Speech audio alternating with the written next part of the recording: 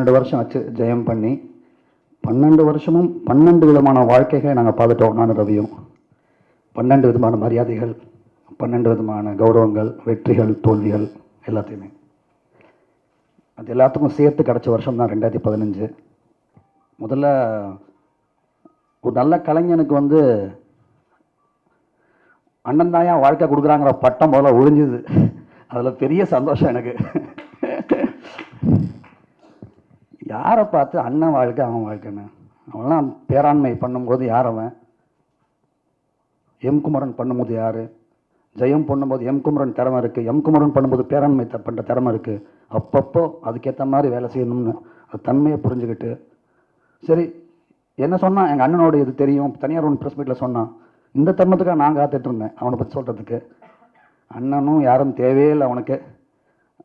அப்படி பின்னாடி நாங்கள் இருக்கோம், அப்பாவும் நானும் அப்படி வச்சுருக்கோம். அவனை தனியாக நிற்கிறதுக்கான தகுதிகளை கொடுத்துருக்கோம். இந்த 12 வருஷம் எங்களுடைய உழைப்பு, இந்த வெற்றி, இந்த அறிவு எல்லாமே ஒரு தனி மனுஷன் கிட்டத்தட்ட 60 வருஷமா சினிமாவில் கதை தான் ஜெயிக்கும், வேற எதுவுமே ஜெயிக்காது அப்படிங்கிற ஒரு மந்திரத்தை மட்டுமே நம்பிட்டு இருக்கேன். எங்கள் அப்பா டைரக்டர் மோகன் சார். பகட்டு, சும்மா தற்காலிக வெற்றி, இது எதெல்லாம் கிடையாது. உழைப்பும் சினிமாவுக்கு தேவை, மக்களுக்கு தேவை கதை, நல்ல கதை. அதை மட்டுமே நம்பு, என்னைக்கோ வெற்றி வரும். இந்த நடு சில வருடங்களில் ஆனால் லிஸ்ட்டில் என் பேரே இல்லைன்னு சொல்லி ரவி வருத்தப்பட்டிருக்கான். நான் சொல்லணுன்னா என் அண்ணன் ஜெயம் ரவி நிறைய விஷயம் கற்றுக்கிட்டு இருக்கேன். நானால் ஒரு தனி ஒரு முடிக்கிறதுக்குள்ளேயே எனக்கு அவ்வளோ என்னுடைய எல்லா பேஷன்ஸுமே போயிடுச்சு.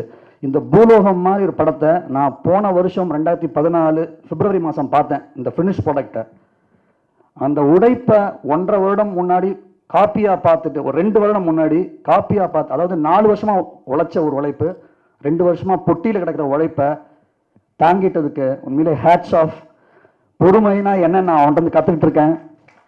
ஆனால் அந்த பொறுமை அவனை பற்றி கேட்கும்போது ஒன்று சொல்லுவான், ஆனால் நான் பரவாயில்லண்ணா, டைரக்டர் ஒருத்தருக்கார் கல்யாண் சொல்லிட்டு, அவர் எப்படின்னா அப்படின்னா, எனக்கு ரவி இன்ஸ்பிரேஷன், ரவிக்கு கல்யாண் இன்ஸ்பிரேஷன். சந்தோஷமாக இருக்கு. இருந்தாலும் என்ன வேணும் வெற்றி? ரவி கொஞ்சம் குண்டா இருக்கான், ஏன் இவ்வளோ? ஏங்க உங்களுக்கு என்கிட்ட வந்து சொல்லுவாங்க, உங்களுக்கு அண்ணம்மா இருக்கார் ரவி குண்டா அப்படின்னா. இருப்பா, வரும் பூலோகம், அதுக்கு என்ன காரணம்னு தெரியும். அது சந்தோஷப்படல. என்ன வந்து தம்பி இளமையாக இருக்குன்னு சொன்னால் நான் சந்தோஷப்படுறதுக்கு இல்லை, அது வருத்தம் தான் எனக்கு. இவருக்கு தெரியும், பூலோகம் வரும்போது தெரியும். என்னது ரவிக்கு ரொமான்டிக்கா இல்லையா? அட்ரா ஒரு ரோமியோ ஜூலியட்டு பா, என்ன ரொமான்டிக்கு அடிச்சு மரணம். அதாவது பக்கா சினிமா மாஸ்னா ஒரு படம், சரி மாஸ் காமிச்சாச்சா, பக்கா கிளாஸ் தனி ஒருவன் அடி, அதையும் முடியும். அடுத்த 3ஆம் மாதம் ரிலீஸு, அடுத்த 2வது மாதம் இன்னும் ரிலீஸ் ஆகுது. உண்மையான தமிழ்நாட்டு மாஸ்னா என்ன? பூலோகம். இப்படி ஒரு கிளாப்ஸ், இப்படி ஒரு ரிசப்ஷன், உண்மையிலேயே இப்படி ஒரு மாஸுங்கிற ஒரு ஏரியா இருக்குன்னு சினிமா காமிச்சிருக்காரு கல்யாண் கிருஷ்ணன்.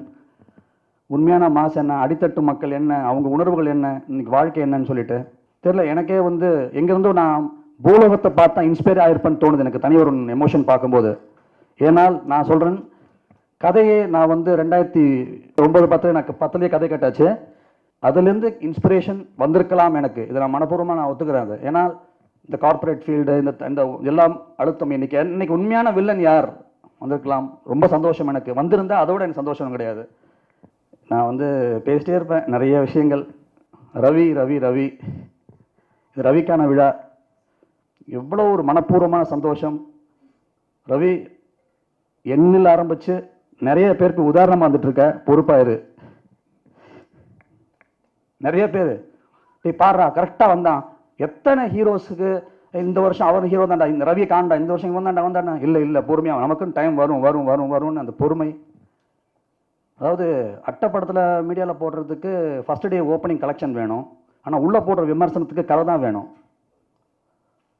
விமர்சனம் எல்லாம் வருது, அட்டப்படத்தில் ஃபோட்டோ வர மாட்டேங்குது. சரி வரும், அட்டப்படமும் வரணும், ஓப்பனிங் கலெக்ஷனும் வரணும், உள்ளே போய் எழுதுனா விமர்சனம் நல்லா இருக்கணும்.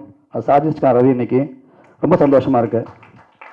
வெறும் குத்துப்பாட்டும் கிசுகிசால மட்டுமே வந்து ஜெயிக்கிறது கிடையாது. கதை கதை கதை அப்படிங்கிறத மறுபடியும் ப்ரூவ் பண்ணியிருக்காங்க. எனக்கு சந்தோஷமாக இருக்குது உண்மையிலேயே. ஏன்னா அவ்வளோ உணர்வாக இருக்குது எனக்கு, நிறைய விஷயங்கள் சொல்லணும்னு சொல்லிட்டு. ஏன்னா அவன் பொறுமையை நான் பக்கத்துலேருந்து பார்த்துருக்கேன்.